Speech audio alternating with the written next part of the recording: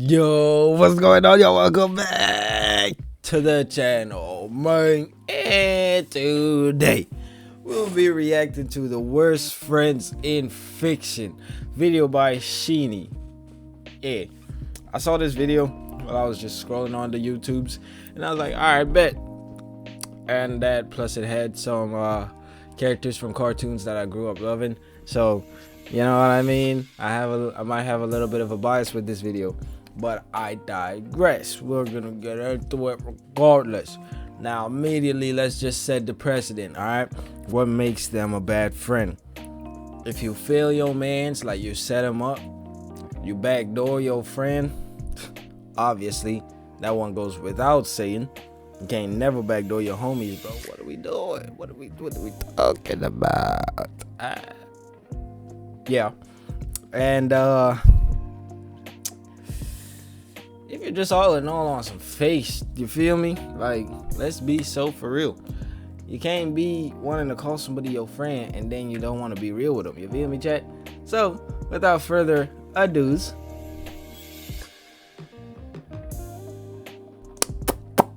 we're gonna jump straight into this motherfucker.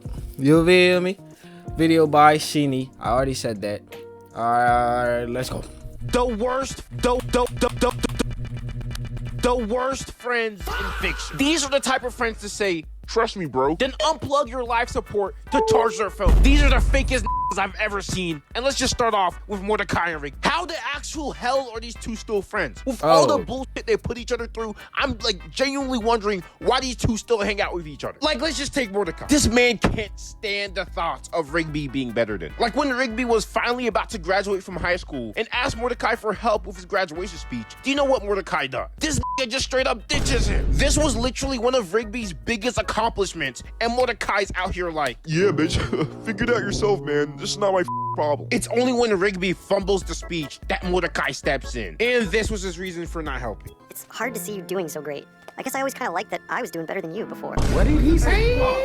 And don't even get me started on Mordecai simping. Like there's an episode. That is not your friend, bro. If your friend cannot see you doing better than themselves, not your friend, bro. He ain't lying. I'ma just immediately cut the friendship. Let it go, bro.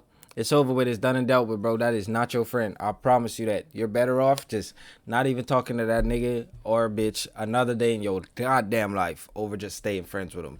So we can go hang out? Sure, man. Cool. At first, it's fine, but Mordecai just keeps doing it over and over again, leaving Rigby to do both of their jobs. Then when everyone dogs on Rigby for being lazy, Rigby looks to Mordecai to back him up, but Mordecai just throws him under the bus. So the whole time I've been covering for you and CJ? Well, I mean, it's the least you could do. What did he say? And that's still not as bad as the time he literally killed Rigby over Margaret. Okay, well, some of that was Rigby's fault too, but still.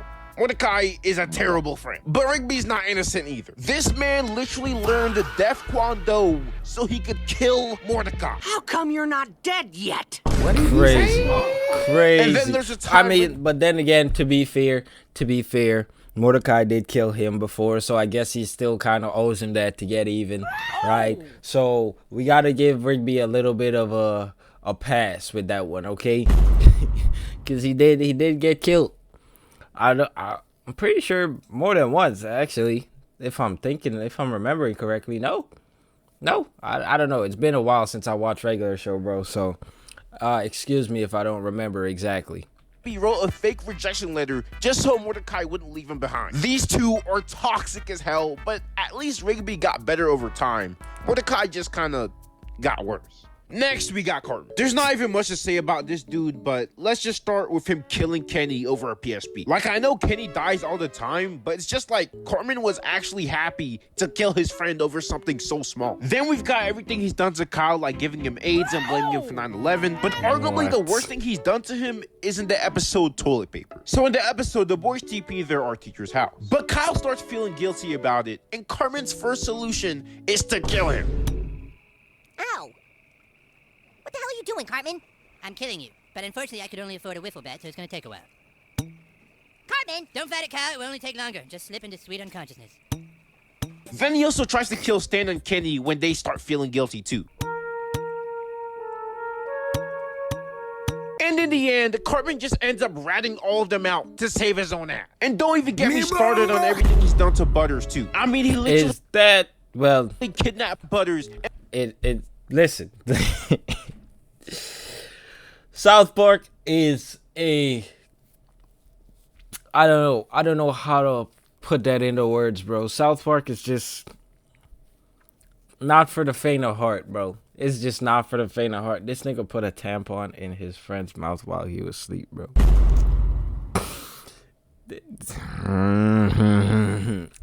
With Cartman as a friend, bro, you need your enemies to protect you from him, bro. He's right, you know.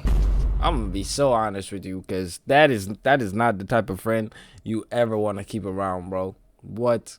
This man is a menace to himself and everybody around here. For what reason? I do not know. It made him think that everyone he knew was dead just so he could go to Casa Bonita. Then he pretty much got Butters raped by this machine, and he's also tried to put his in Butters' mouth. And I almost forgot to mention the time Cartman put Butters' his mouth and then showed it to the whole class. At this point, I don't even think Cartman even has any friends, bro. He's just an asshole to literally everyone in his life. Next, we got Greg Heffler. This kid is a fucking villain. Like, I used to think Greg wasn't that bad, but after revisiting the books and seeing what this dude's done to Rowley, bro is a certified menace. One time, Rowley and Greg were having a sleepover, and Rowley just kept on kicking this pillow around. Now, this pissed Greg the off. And instead of just telling Rowley to stop, Greg put a dumbbell under the pillow, knowing damn well Rowley would kick it again. And as you could guess, Rowley kicked that shit full force, breaking all his toes. This reminds me of the time Greg broke Rowley's arm, and when Rowley started getting bitches because of it, Greg really tried to take credit. Really, and if you thought that was bad, it only gets worse in Rowley's book, where we see everything from his perspective. Like one time, they were playing in the woods, and Rowley ends up tripping on this rock, hurting his ankle. Then Greg tells him, "Oh yeah, man, that was actually a grave, and we just disturbed an ancient burial ground." Then this nigga just books it, leaving Rowley in the woods, scared and alone. Rowley stayed there the whole day until his parents finally found him. The book also shows... Hey, bro, look.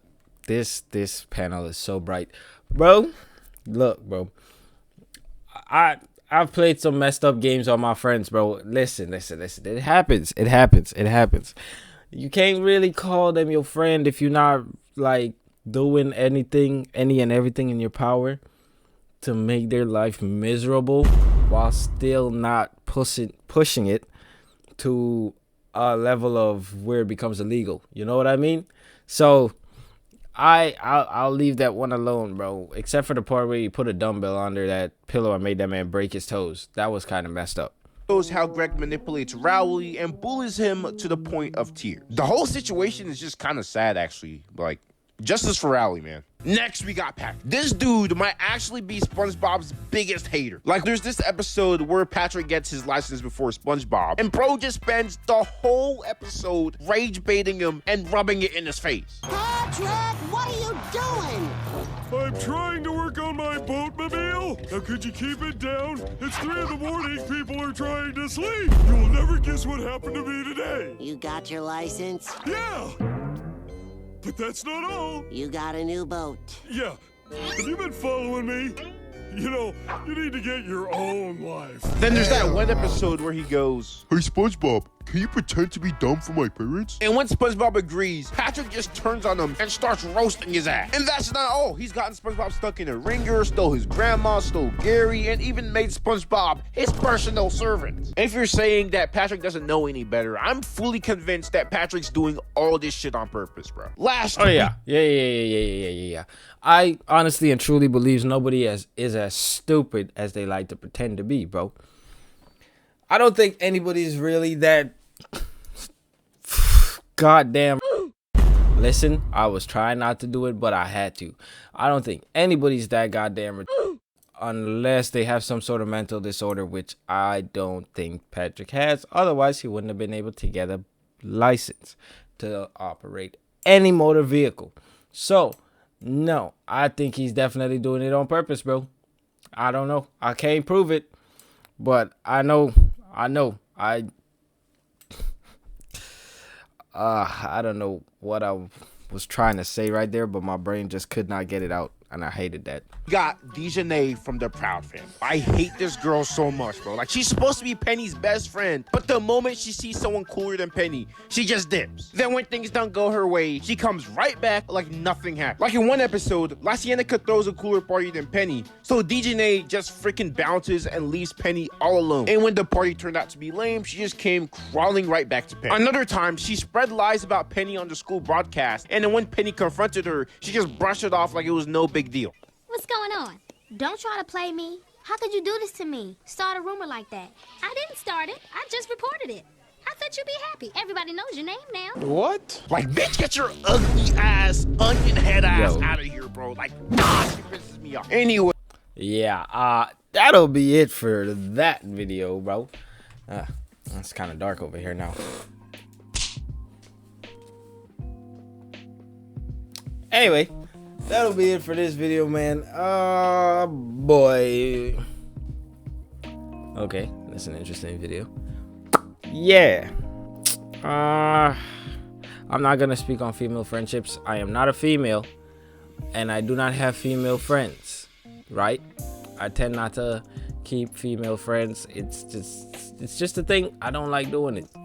Listen, I'm not the most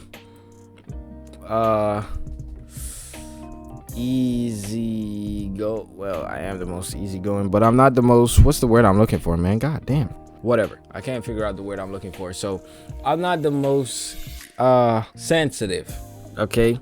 I'm not the most sensitive with my words at all point in times. So it's kind of hard not to make certain jokes about certain things that'll offend certain people, specifically females. But you know, so I just don't do it. I just don't keep female friends just to not have to worry about adjusting my personality to that standard. You know what I mean? But I digress. Anyway, that'll be it for this video. I hope this video taught y'all a little bit of something to go and examine the people in your life to see if they're rightfully deserving to be in your life or not, and if you need to get a new friend group altogether. Listen, it happens. Sometimes you might need to start over. There's nothing wrong with that.